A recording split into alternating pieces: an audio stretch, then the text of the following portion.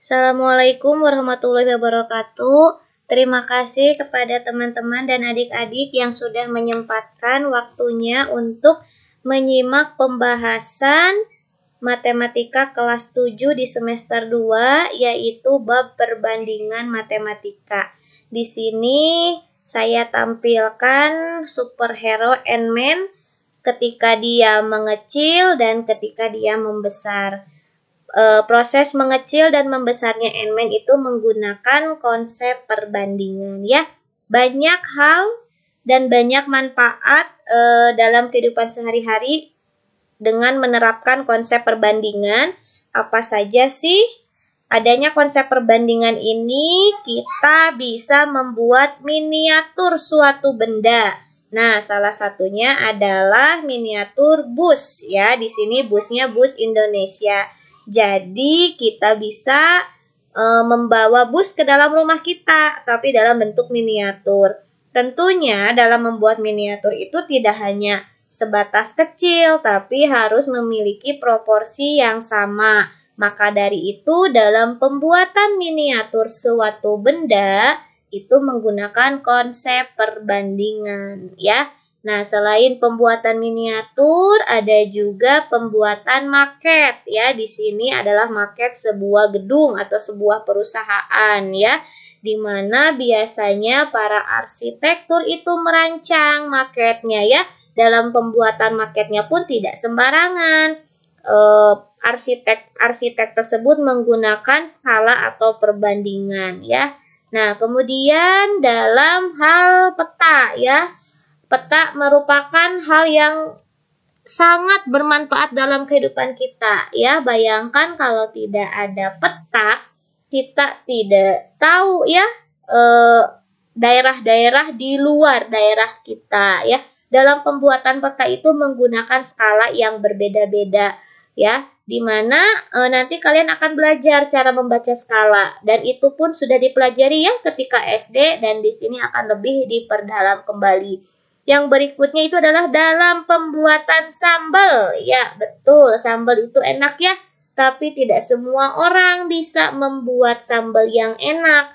Ada resep khusus seperti perbandingan banyaknya bawang merah, bawang putih gitu ya. Ketika para pengusaha ayam geprek misalkan gitu ya, membuat sambal untuk 1 porsi, 2 porsi, bahkan untuk porsi yang banyak sekaligus, mereka menggunakan perbandingan yang sama dari setiap bumbu-bumbu tersebut ya. Jadi berguna sekali konsep perbandingan dalam kehidupan kita. Jika dikaitkan dengan materi pelajaran, materi perbandingan ini merupakan dasar atau bekal kalian untuk memahami materi kesebangunan di kelas 9 nanti ya. Jadi disimak dengan baik pembahasannya ya, supaya kita lebih mengerti lagi mengenai konsep perbandingan matematika ya. Nah, di sini yang pertama akan dibahas yaitu tentang konsep dasar perbandingan. Ada istilah rasio atau bisa juga disebut perbandingan, ada juga proporsi. Ini juga sama-sama perbandingan. Tapi konsepnya berbeda gitu ya. Nah, rasio bisa ditulis dalam 3 cara. Ada cara yang pertama itu A dari B. Ya, jadi di sini ada rasio dari 2 besaran ya, besaran A dan besaran B. Bisa juga dalam bentuk A banding B, itu ya, bentuk pembagian ya, A banding B. Kemudian ada dalam bentuk A per B. Dan yang umum penulisannya adalah A banding B. Sedangkan untuk A per B itu biasanya digunakan ketika akan melakukan operasi hitungnya. Dan perlu diingat bahwa dalam perbandingan itu A banding B tidak sama dengan B banding A, karena urutan sangat diperhatikan dan sangat berpengaruh. Nah, di sini bisa kalian lihat ini adalah operasi pembagian sebetulnya ya. Nah, jadi dalam pembagian itu tidak berlaku sifat komutatif, sehingga A banding B tidak sama dengan B banding A. Nah, kemudian untuk proporsi itu ada 2 yang akan dibahas, yaitu mengenai perbandingan yang senilai dan perbandingan berbalik nilai atau tidak senilai. Apa sih perbandingan senilai? Nah, perbandingan senilai itu jika proporsinya sama, dan perbandingan berbalik nilai itu jika proporsinya kebalikan atau tidak senilai, ya. Nah, dalam penulisan proporsi itu dihubungkan dengan sebuah persamaan atau tanda sama dengan. Di sebelah kiri merupakan rasio, sebelah kanan juga merupakan rasio. Dan ini akan memudahkan kita dalam menyelesaikan setiap permasalahan, ya, yang berkaitan dengan perbandingan. Lanjut ke slide berikutnya, yaitu menentukan rasio dua besaran, ya. Di sini besarannya ada yang sama, satuannya ada yang berbeda. Apa sih satuan besaran itu? Nah, di IPA juga sebetulnya dipelajari mengenai satuan besaran pokok dan besaran turunan. Tapi kita tidak akan membahas itu lebih dalam. Di sini hanya akan diingatkan kembali. Contohnya, satuan besaran panjang. Ada kilometer, hektometer, dekameter, sampai milimeter, ya. Ada juga satuan besaran berat, kilogram, gram, ons, gitu ya. Kemudian ada lusin, kodi, gross, ada satuan waktu, detik, menit, jam, hari, bulan, tahun, dan lain-lain. Nah, di sini kalian harus bisa mengkonversinya, ya. Jadi merubahnya, misalkan dari kilometer bagaimana jadi sentimeter, dari kilogram bagaimana jadi gram, dan begitu pun sebaliknya, ya. Nah, di sini diambil sebuah permasalahan untuk menunjukkan cara membuat atau menentukan rasio dua besaran. Di sini ada telur ayam dan ada daging ayam. Nah, misal Bu Rita berbelanja 2 kg telur ayam dan 6 kg daging ayam. Kemudian Bu Mary 3 kg telur ayam dan 1.200 gram daging ayam. Di sini kita diminta untuk menentukan rasio telur ayam banding daging ayam. Harus telur ayam dulu ya, karena urutan diperhatikan. Sebelum kalian menyederhanakan atau menentukan rasionya, kalian perlu lihat satuan besarannya. Di sini kilogram dan di sini juga kilogram untuk belanjaan Bu Rita. Karena satuannya sama, maka bisa kita langsung sederhanakan. 2:6 disederhanakan menjadi 1:3. Ya, proses penyederhanaannya seperti menyederhanakan pecahan, ya, dibagi dengan bilangan yang sama. Kemudian untuk yang Bu Mary, di sini kilogram dan satunya lagi gram, maka kita harus samakan. Boleh gram dibuat jadi kilogram atau kilogram dibuat menjadi gram. Nah, di sini yang ditunjukkan adalah ketika kilogram dibuat ke gram. Kita tahu 1 kilogram itu adalah 1.000 gram, maka 3 kilogram itu adalah 3.000 gram. Karena sama-sama sudah gram, kita bisa sederhanakan, dibagi dengan 600. 3.000 dibagi 600 dapat 5, 1.200 dibagi 600 itu dapat 2. Sehingga perbandingannya 5:2, ya. Nah, di sini kita masih gunakan contoh yang sama, ya, yang belanjaan milik Bu Mary. Kita tahu bahwa rasio telur ayam banding daging ayam adalah 5:2. 5 bagian telur ayam, 2 bagian daging ayam. 5 dan 2 ini bukan jumlahnya, tapi rasionya, bagiannya, ya.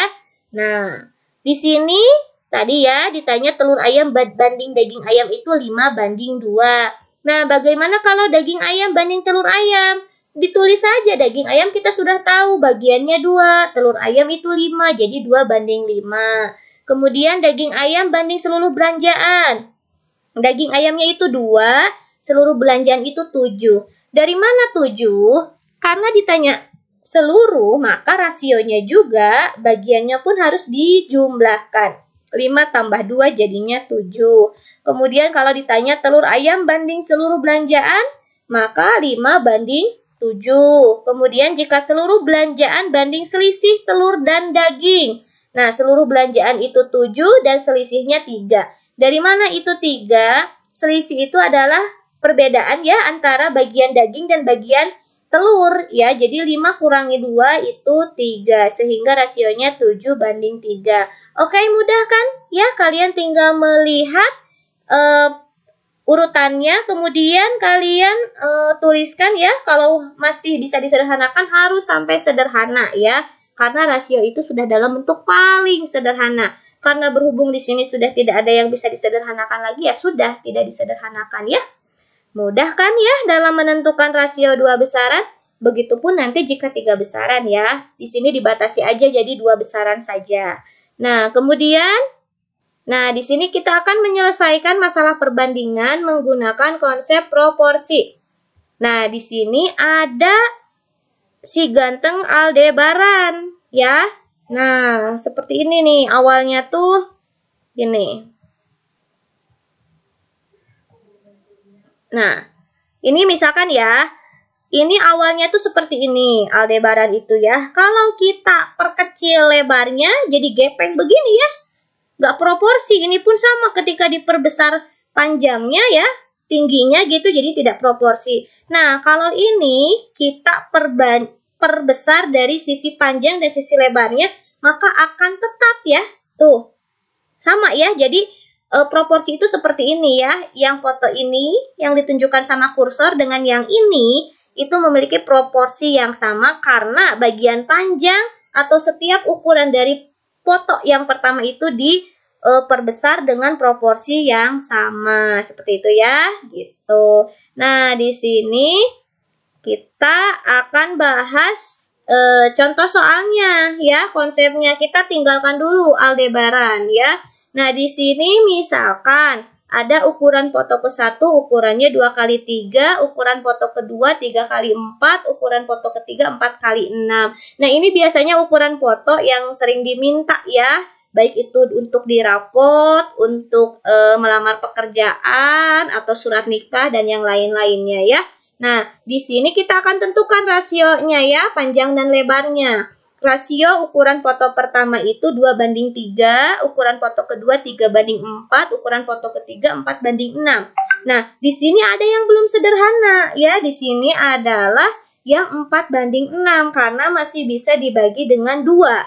4/2 dapat 2, 6/2 dapat 3 sehingga ukuran foto ke-1 dengan ukuran foto ketiga memiliki proporsi yang sama atau rasio yang sama ya, sehingga kita bisa menuliskan dalam bentuk sama dengan ukuran foto ke-1 sama dengan ukuran foto kedua 2/3. Jadi penulisannya bukan ke pinggir ya, bukan bentuk banding, tapi 2/3 sama dengan 2/3.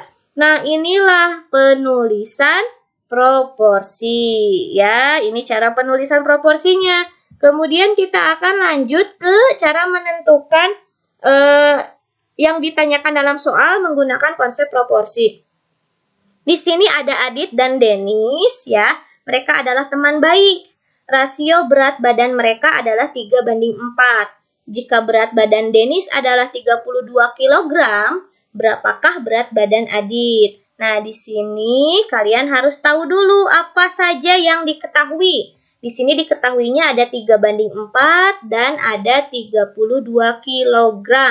Nah, kita bisa jawab ya, di mana 3:4 itu rasio berat badan mereka. Nah, tapi kita belum tahu 3 ini milik siapa, 4 ini milik siapa. Kalian harus perhatikan lagi soalnya. Di sini Adit dan Denis. Berarti Adit dulu baru Denis ya. Berarti 3 untuk Adit, 4 untuk Denis. Kita gunakan proporsi. Nah, kita tulis dalam bentuk sama dengan ya. Di mana yang ditanyakan itu kan berat badan Adit ya. Berarti berat badan Adit kita prioritaskan dulu, ditulis dulu ya. Berat badan Adit maka banding dengan berat badan Denis. Nah, akan sama dengan rasio bagian Adit, ya harus Adit dulu ya, banding rasio bagian Denis. Kalau sudah seperti ini, kita bisa tentukan yang angka-angka yang sudah didapat dari soal. Berat badan Adit itu kan belum diketahui. Kita misalkan dengan variabel, misalkan variabel A ya. Kalau untuk variabel itu bebas, bisa dari A sampai Z ya. Di sini saya ambil variabel A. Kemudian berat badan Denisnya adalah 32 kg. Rasio bagian Adit berapa? Rasio bagian Adit adalah 3, rasio bagian Denis adalah 4. Kalau sudah seperti ini, kita gampang mencari A-nya dengan kali silang ya. Nah, kita kalikan saja 32 ke 3 ya, sehingga di sebelah kiri hanya tinggal A saja. Jadi A sama dengan 3 kali 32 per 4. Nah, ini kembali lagi kepada kemampuan kalian berhitung. Harus hati-hati ya, jangan sampai salah menghitung. Baik itu ketika mengalihkan ataupun membagi ya. Tapi saran saya sebelum dikalikan, kalau bisa dibagi, bagi dulu ya, kita sederhanakan. 32 dibagi 4 itu bisa ya, dapat 8 sehingga hasil akhirnya 3 kali 8 adalah 24 tahun. Nah, jadi berat badan si Adit adalah, kok 24 tahun? 24 kilogram, mohon maaf ya, di sini salah satuannya. Kemudian di sini ada soal berikutnya. Tim Templeton adalah kakak dari Baby Boss Templeton. Kalau yang pernah nonton The Boss Baby pasti tahu mereka ya. Nah, rasio umur Baby Boss dengan Tim adalah 1:7. Jika jumlah umur mereka adalah 8 tahun, berapakah umur mereka masing-masing? Nah, di sini kita tahu ada 1:7 dan ada 8 tahun. Kita gunakan proporsi yang sama ya. Rasio umur mereka 1:7. Milik siapa 1, milik siapa 7. Nah, di sini ditulis Baby Boss dengan Tim. Berarti Baby Boss dulu baru Tim. Berarti di sini milik Baby Boss itu 1, Tim itu adalah 7. Nah, kita tulis dalam bentuk proporsi. Yang ditanyakan adalah umur mereka masing-masing. Kita bisa cari tahu dulu satu per satu. Misalkan mau nyari umur Baby Boss dulu. Nah, umur Baby Boss bisa nggak kita pakai umur Tim? Nggak bisa ya, karena di sini nggak ada umur Tim, karena umur si Tim itu masih ditanyakan. Yang diketahui itu adalah 8 tahun. Milik siapa? Milik jumlah umur mereka. Maka di sini harus pakai jumlah umur mereka. Nah, sama dengan rasionya, rasio bagian Boss Baby yang atas dan bawah juga, karena ini jumlah, maka rasionya adalah rasio bagian jumlah ya. Nah, kita tinggal tuliskan yang diketahui ya. Umur Boss Baby itu ditanyakan, kita misalkan dengan variabel B ya, Boss Baby gitu ya, pakai B. Dan jumlah umur mereka kita tuliskan 8. Rasio bagian Boss Baby berapa? 1 ya. Kita tuliskan 1 dan rasio bagian jumlah berapa? 8. Karena rasionya kita jumlahkan ya, 1 tambah 7 jadi 8. Sehingga mencari B itu seperti yang tadi ya, kali silang. Diperoleh 1 kali 8 per 8 hasilnya 1 tahun ya. Karena B itu adalah umur Boss Baby, nah jadi umur Boss Baby adalah 1 tahun. Karena jumlahnya adalah 8, maka umur Tim adalah 7 tahun. Jadi gampang ya, kalau salah satu sudah diketahui, kita bisa tinggal gunakan pengurangan. Nah, seperti itu ya anak-anak ya, penggunaan proporsi. Jadi tipsnya dituliskan yang ditanyakannya di atas ya, kemudian yang diketahuinya dituliskan selanjutnya ya. Jadi jangan sampai salah memahami soal, harus paham dulu mana yang diketahui dan mana yang ditanyakannya. Oke ya. Lanjut berikutnya. Di sini kita akan bahas tentang perbandingan senilai ya. Jadi kalau tadi itu proporsi hanya sebatas operasi hitungnya, sekarang lebih ke khusus ya, karena ada 2 jenis, yang senilai dan berbalik nilai. Di sini perbandingan senilai. Nah, ada sebuah cerita ya, kita berawal dari permasalahan kita sehari-hari. Sebuah keluarga akan menggelar resepsi sunatan anak mereka. Sebelumnya, mereka telah merencanakan untuk mengundang 500 tamu undangan. Untuk menjamu 500 tamu undangan, mereka mempersiapkan beras sebanyak 150 kg. Namun, pada akhirnya mereka mengundang sebanyak 800 tamu undangan. Berapakah tambahan beras yang harus mereka siapkan untuk menjamu tamu undangan? Nah, di sini pahami dulu soalnya ya. Tadinya cuma mau 500 tamu, sehingga beras yang disediakan hanya 150 kg. Tapi ternyata akhirnya mengundangnya 800 tamu. Berarti berapa lagi keluarga tersebut harus menyediakan beras agar cukup menjamu 800 tamu undangan. Nah, di sini kita bisa tulis dalam 2 buah kolom ya, karena ada 2 besaran yang kita akan bandingkan ya. Banyak tamu undangan dengan banyak beras. Nah, banyak tamu undangannya 500, beras yang disediakannya 150. Kalau tamu undangannya 800, berapakah banyak berasnya? Kita belum tahu dan itu yang akan kita cari tahu. Kita selalu misalkan dengan variabel bagi suatu nilai yang ditanyakan ya atau yang belum diketahui. Nah, perhatikan antara tamu undangan dengan beras. Ketika tamu undangan bertambah, maka persediaan beras juga harus bertambah, betul kan? Ya. Kemudian ketika tamu undangan berkurang, maka persediaan beras juga yang disediakan pun akan berkurang. Nah, ini merupakan konsep perbandingan senilai karena proporsinya senilai atau sama. Satu besaran bertambah, yang satunya ikut bertambah. Satu besaran berkurang, besaran yang lainnya pun akan berkurang dengan proporsi yang sama. Jadi begitu ya cara menentukan apakah ini masalah perbandingan senilai atau bukan. Kita lanjut ke pembahasannya. Karena ini perbandingan senilai, kita tulis dalam bentuk proporsi ya. Tamu undangan sama dengan beras. Nah, ditulis dalam bentuk proporsi. Tamu undangannya, nah karena di sini ditanyakannya beras, kita tulis dulu dari beras ya. Berasnya itu adalah A per 150 ya. A-nya di atas ya, biar gampang perhitungannya. A per 150, karena senilai, maka dari sini kan dari bawah ke atas. Ini pun harus sama, dari bawah ke atas. Ditulisnya 800 per 500 ya. Jadi kalau tadi awalnya panahnya ke bawah, maka ini juga harus ke bawah gitu. Karena kan senilai, sama ya proporsinya gitu. Nah, kalau sudah begini kita tinggal kali silang mencari A. Nah, kali silang menjadi 800 kali 150 per 500. Setelah dihitung, disederhanakan ya, dapatlah 240. Sehingga untuk menjamu 800 tamu undangan dibutuhkan 240 kg beras. Tapi di sini ditanyanya berapakah tambahan beras, bukan total seluruh beras yang dibutuhkan. Nah, sehingga artinya harus menambah 90 kg. Dapat dari 240 dikurangi yang sudah disediakan yaitu 150. Jadi harus menambah lagi 90 kg beras dari persediaan beras semula. Seperti itu ya, contoh perbandingan dan konsep perbandingan senilai ya. Kemudian kita akan bahas perbandingan berbalik nilai.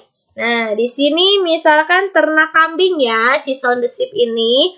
Seorang peternak kambing memiliki 12 ekor kambing. Untuk memberi makan 12 ekor kambingnya, ia menyediakan 1 karung dedak yang dapat dihabiskan dalam waktu 6 hari. Karena sedang musim penyakit, sebanyak 3 ekor kambingnya mati. Berapa lama 1 karung dedak bisa dihabiskan oleh sisa kambing peternak itu? Nah, di sini masalahnya itu adalah ketika 12 ekor kambing, 1 karung dedak habisnya 6 hari. Kalau mati 3, berarti kambingnya sisa 9 ya. Kira-kira si dedaknya akan habis berapa hari? Gitu kan. Nah, kita tuliskan lagi dalam bentuk tabel ya. Ada besaran untuk banyak kambing dan ada besaran untuk banyak hari. Karena yang dinilai itu kan, yang dicari itu adalah banyaknya hari yang bisa untuk persediaan dedak tersebut. Ketika kambingnya 12, dia bisa dihabiskan dalam waktu 6 hari 1 karung dedaknya. Tapi jika mati 3, berarti tinggal 9. Berapa hari kah ya si dedak itu bisa dihabiskan? Nah, di sini dimisalkan dengan variabel H. Nah, kita pakai logika dulu. Ketika kambing bertambah, ketika kambingnya makin banyak nih, maka waktu menghabiskan makanan semakin cepat ya. Karena kan yang makannya banyak, berarti si 1 karung dedak itu akan cepat habis atau persediaan makanan menghabiskannya akan semakin berkurang, waktunya semakin cepat ya. Kemudian ketika kambingnya berkurang, jadi sedikit tuh yang akan makan satu karung dedak itu, maka waktu menghabiskan persediaan makanannya akan bertambah. Perhatikan, yang satu bertambah, yang satu berkurang. Kalau yang satunya berkurang, yang satunya bertambah. Nah, inilah konsep perbandingan berbalik nilai. Karena proporsinya tidak senilai atau berkebalikan. Oleh karena itu, nah dalam penyelesaiannya kita sama gunakan konsep proporsi ya. Kambing sama dengan hari. Nah, kita tulis dulu yang ditanyakannya ya, harinya dulu ya. Di sini H/6 gitu ya. H/6. Nah, karena berkebalikan, maka kalau ini ke atas, yang ini harus kemana? Ke bawah, jadi 12/9 gitu ya. Jadi perbedaannya di sini nih ya, karena berkebalikan Thea ya. Nah, kalau sudah begini langsung kali silang saja, jadi 12 kali 6/9. Mohon maaf, ini adalah H, belum sempat diganti ya, ini adalah H. Jadi hasilnya H-nya adalah 8. Sehingga satu karung dedak dapat dihabiskan oleh 9 ekor kambing dalam waktu 8 hari. Jadi seperti itu ya ciri-ciri soal perbandingan berbalik nilai gitu ya. Untuk cara pengerjaannya sama, hanya saja dalam menentukan proporsinya, kalau senilai sama-sama bertambah, sama-sama berkurang. Kalau berbalik nilai, satu bertambah, satu berkurang, sehingga tanda panahnya pun harus saling berkebalikan ya. Jadi diminta atau diharapkan kalian bisa hati-hati dalam melihat atau memahami soal. Tentukan dulu ini perbandingan senilai atau berbalik nilai sebelum kalian kerjakan gitu ya. Dan hati-hati dalam hal mengalihkan dan membaginya, jangan sampai salah ya. Oke. Nah, kita lanjut ke skala. Nah, skala itu kan udah dipelajari ya waktu kita SD. Nah, di sini skala merupakan bagian atau salah satu dari contoh perbandingan senilai ya. Nah, di sini ada peta Ambon ya. Pada peta daerah Ambon, kita lihat bahwa skala yang digunakan adalah 1/4 juta. Jika jarak kota Ambon dengan Pulau Nusa Laut pada peta adalah 2 cm, maka jarak sebenarnya kota Ambon ke Pulau Nusa Laut adalah berapa kilometer? Kalau di peta satuannya cm gitu ya, karena kan kita mau ngegambar pakai cm ya. Nah, kalau sebenarnya itu satuannya kilometer gitu ya, atau bisa juga meter sih, tergantung yang diinginkan dalam soal.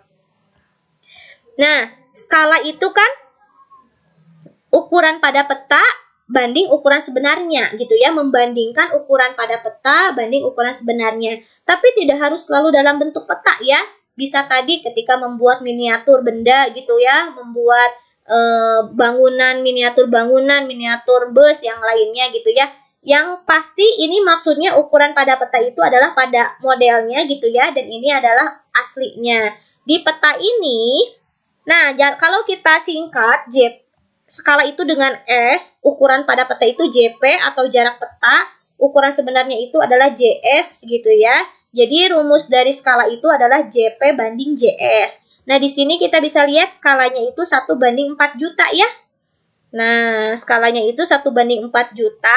Ini artinya 1 cm pada peta. Jadi kalau ukurannya 1 cm digambar, itu mewakili 4 juta cm jarak aslinya. Jadi ketika diukur cuma 1 cm, aslinya mah 4 juta cm gitu kan. Nah, jadi enaknya kalau kita rubah ke kilometer kan gitu ya, karena kalau 4 juta cm bukan satuan yang baku untuk jarak ya gitu.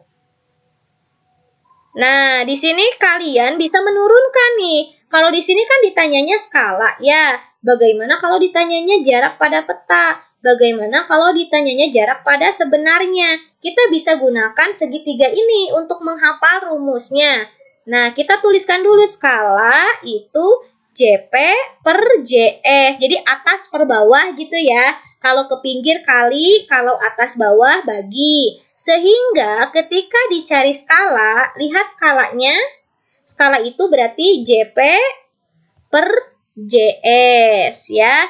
Kalau ditanyanya jarak peta, nih kalau ditanyanya jarak peta, berarti kan ke pinggir ya. Maka rumusnya kebalik nih, harusnya ini, mohon maaf, dibalikin dulu ya. Kebalik nih. Nah, biar langsung diperbaiki saja.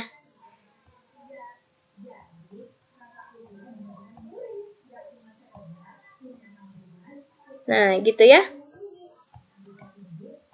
Nah, lanjut lagi.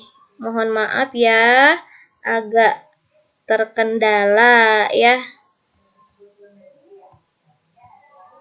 Nah, gini, kalau mencari jarak peta, berarti di sini S kali JS ya.